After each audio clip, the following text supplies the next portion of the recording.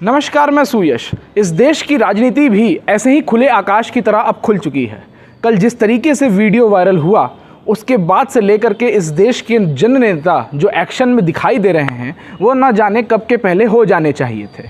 लेकिन एक बार जब श्री कृष्ण द्रौपदी के बगल में खड़े थे और श्री कृष्ण की उंगली कट गई थी, तो द्रौपदी ने अपने साड़ी के पल्लू से कपड़ा फाड़ दिया था और फाड़ने के बाद श्री कृष्ण की उंगली पर लगा दिया था। श्री कृष्ण की उंगली पर लगाने के बाद श्री कृष्ण ने द्रौपदी से कहा था कि वो उनके द्वारा फाड़ी गई साड़ी के एक एक सूत का कर्ज उतारेंगे। और जब द्रौपदी का चीरहरण हो रहा था तो श्री कृष्ण ने उनको साड़ी दे करके उनका सम्मान बचाया था। लेकिन ये कलयुग है। इस देश की राजनीति में ना तो अब कोई श्री कृष्ण होगा और ना ही जय श्री राम का नाम लेने वाले मर्यादा पुरुषोत्तम भगवान श्री राम जैसे लोग जन्म लेंगे। इस बात को याद रखिए कि पिछले 4 महीने से जब इस देश में एक राज्य सुलग रहा था तो इस देश में कोई बोलने वाला नहीं था। और आज प्रधानमंत्री को ये बोलना पड़ा कि उनका दिल और हृदय पीड़ा से बढ़ा हुआ है, क्रोध से भरा हुआ है, और जो भी ऐसे गुनाहगार हैं उनको सख्त से सख्त कार्रवाई की जाएगी, सज़ा दी जाएगी। और ये उनको तब बोलना पड़ा जब इस देश के चीफ जस्टिस ऑफ इंडिया ने टिप्पणी की और सॉलिसिटर जनरल को भी तलब कर लिया। इस देश की राजनीति को समझने की कोशिश करिए। आपके दिमाग में एक धर्म का भूसा भर दिया गया है और उसके बाद से कुछ लोग ये बताने का भी अब प्रयास करना शुरू कर दिए हैं कि मणिपुर जो आज जल रहा है उसमें जवाहरलाल नेहरू की गलती है। दरअसल इसमें जवाहरलाल नेहरू की ही गलती है कि उन्होंने देश की आज़ादी के आंदोलन में हिस्सा लिया था।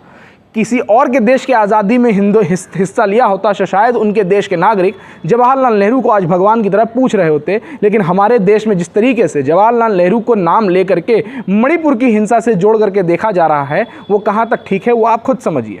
प्रधानमंत्री नरेंद्र मोदी को भी आज सामने आकर के कहना पड़ा और प्रधानमंत्री नरेंद्र मोदी ने यहाँ तक कह दिया कि जिन लोगों से राज्य नहीं संभल रहा है उनको राजनीति करने का अधिकार नहीं है, वो राज्य से हट जाने चाहिए।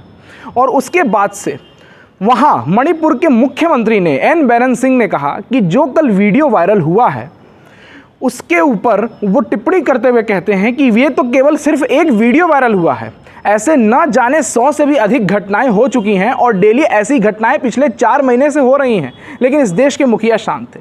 दोस्तों, मैंने एक शॉर्ट बनाया था जिसमें कहा था कि बार बार ऐसी बातें निकल करके आ रही हैं, चाहे वो इंडिया टुडे के वेबसाइट्स हों, चाहे वो आज तक के वेबसाइट हों या अलग अलग न्यूज़ चैनल्स के भी जो वेबसाइट्स हैं, उन सभी ने ये खबर छापी थी कि रणदीप सुरजेवाला ने भी ये सवाल खड़ा करते हुए कहा था कि आखिर में कुकी फाउंडेशन का असम के मुख्यमंत्री हेमंत बिस्वा शर्मा से और बीजेपी के नेताओं से क्या ऐसा कनेक्शन है कि जब कुकी फाउंडेशन के अध्यक्ष ने ये आरोप लगा दिया कि उन लोगों ने बीजेपी के साथ सहयोग किया था कि ताकि राज्य में सरकार बनाई जा सके। और ऐसे कुकी फाउंडेशन के अध्यक्ष 2018 के वर्ष में गिरफ्तार भी किया गया था और ऐसे गंभीर आरोप भी लगाए गए थे, लेकिन इसके बावजूद भी 4 महीने से शांत रहे। प्रधानमंत्री नरेंद्र मोदी की ये कहने के बाद एन बीरेन सिंह का आत्मा जगा और उन्होंने कहा ऐसी घटनाएं डेली हो रही हैं। इस देश में 2012 में निर्भया कांड हुआ था और ये देश पूरा सड़क पर उतर आया था। मनमोहन सिंह से ऐसे सवाल पूछा जा रहा था जैसे मनमोहन सिंह ने ही निर्भया कांड करा दिया हो। निर्भया कांड के मुख्य आरोपी ही मनमोहन सिंह थे, ऐसे सवाल किया जा रहा था। लेकिन अब आज के डेट में जो वीडियो सामने आया है, मैं उसको शेयर नहीं कर रहा हूं, संसाधनों की भी कमी है और ऐसे भी वीडियो मैं आप सबके सामने शेयर नहीं कर रहा हूं क्योंकि सरकार ने भी इसके ऊपर पाबंदी लगाई है और एक सभ्य समाज और स्वस्थ समाज के लिए किसी भी नारी का ऐसा वीडियो शेयर करना नैतिक रूप से ठीक भी नहीं है। तो आप लोग भी परहेज करिए कि ऐसी वीडियोस को शेयर मत करिए।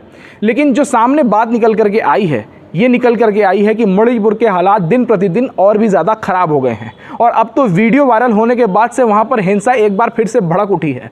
ना तो राज्य के मुख्यमंत्री को चिंता है, ना तो सत्ताधारी लोगों को चिंता है और ना ही प्रधानमंत्री नरेंद्र मोदी आज 40 दिन के उसके ऊपर कुछ बोल रहे थे। प्रधानमंत्री नरेंद्र मोदी बेशक अपनी राजनीति करेंगे और वो एक राजनीतिक दल का हिस्सा होने के नाते वो इस देश के प्रधानमंत्री भी हैं। उनको ये बात को समझना चाहिए और सोचना चाहिए कि वो पहले प्रधानमंत्री हैं, बाद में किसी राजनीतिक दल का हिस्सा हैं। तो उनको इस देश में, इस देश के एक भाग को जलते हुए देखना और छोड़ना नहीं चाहिए, बल्कि वहाँ पर जा कर के लोगों से मिलना चाहिए। हिंसा भी किसी भी प्रकार का समाधान नहीं हो सकता है, इस बात को मणिपुर के लोगों को समझना होगा। हिंसा करने के बाद भी समाधान के लिए आकर के बैठना एक टेबल पे ही पड़ेगा और टेबल के बाद भी आपको बात करनी ही पड़ेगी। तो हिंसा करने से अच्छा है कि इस देश में मणिपुर जो एक सुंदर राज्य है, जो जल रहा है, जहाँ पर महिलाओं के डेली रेप किए जा रहे हैं, आए दिन रेप किए जा रहे हैं, महिलाओं को लिए खाने के लिए पैसे नहीं हैं, रोजगार के लिए पैसे नहीं हैं, वहाँ पे किसान खेती नहीं कर पा रहे हैं, युवा पढ़ नहीं पा रहे हैं, स्कूल कॉलेजेस बंद कर दिए गए हैं, आगजनी हो रही है, गोलाबारी हो रही है। उसके बावजूद भी इतनी चीज़ें जो हैं लगातार ख़राब होती बिगड़ती चली गई और प्रधानमंत्री नरेंद्र मोदी चुप रहे। आज प्रधानमंत्री नरेंद्र मोदी ने जब कहा तो उन्हीं के पार्टी के नेता ने, एन बीरेन सिंह, मुख्यमंत्री ऑफ मणिपुर ने ही उनकी खुद की पोल खोल दी। जब ऐसी घटनाएं पहले की सरकार में होती थीं तो सीधे इस्तीफ़ा मांगा जाता था। आज वो इस्तीफ़ा वाली गैंग कहाँ है, दिखाई नहीं देती। जब एक लड़की के साथ छेड़छाड़ी पहले की सरकार में होती थी तो कुछ लोग चूड़ी और कंगन पायल भेज दिया करते थे इस देश के प्रधानमंत्री को। आज वो गैंग कहाँ है, मालूम नहीं चलता और दिखाई नहीं देता है। खुद इस बात को आप समझिए कि जो मणिपुर में हो रहा है इसके ऊपर चुप्पी बना लेना और इसके ऊपर धीरे धीरे राजनीतिक रोटी सेकना ही सही होगा या फिर मणिपुर के जनता को बचाना ही सही होगा। नमस्कार, मैं सुयश।